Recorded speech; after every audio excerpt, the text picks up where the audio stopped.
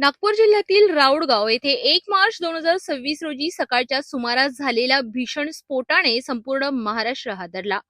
SBL energy limited या कंपनीमध्ये झालेल्या स्फोटात 19 निष्पाप कर्मचाऱ्यांचा दुर्दैवी मृत्यू झाला आहे, तर 22 कामगार गंभीर जखमी झाले आहेत. आता या प्रकरणात चौकशी अहवालातून धक्कादायक सत्य समोर आलं आहे. सुरक्षा नियमांचे उघड उल्लंघन झाल्याचेही स्पष्ट झाले आहे.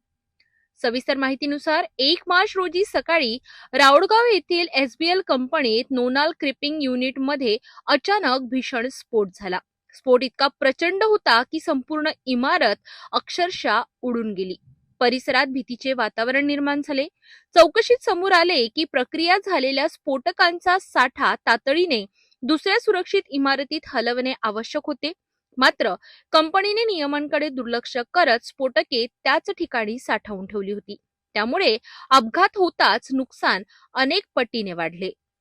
Petroleum and explosive safety organisation म्हणजेच पेसो आणि directorate of industrial safety and health म्हणजेच डिश यांनी 21 जून 2024 रोजी कंपनीची तपासणी केली होती. त्यावेळी अनेक गंभीर त्रुटी निदर्शनास आल्या होत्या, पण कंपनी प्रशासनाने त्या सूचनांकडे पूर्णपणे दुर्लक्ष केले. अहवालात प्रमुख मुद्दे निदर्शनास आले होते. त्यात आग नियंत्रणासाठी फायर ट्रेलर पंप नव्हता, 2 सुरक्षा अधिकाऱ्यांऐवजी केवळ एकाची नियुक्ती, आरोग्य अधिकारी नियुक्तच नव्हता, अंतर्गत सुरक्षा ऑडिट सादर केले नव्हते, फ्लेम प्रूफ सीसीटीव्ही कॅमेरे नव्हते, 809 पैकी फक्त 183 कर्मचाऱ्यांची आरोग्य तपासणी, कामगारांच्या प्रशिक्षणाची माहिती उपलब्ध नव्हती. जर या सर्व त्रुटी वेळेत दुरुस्त केल्या असत्या तर कदाचित 19 कामगारांचे जीव वाचू शकले असते.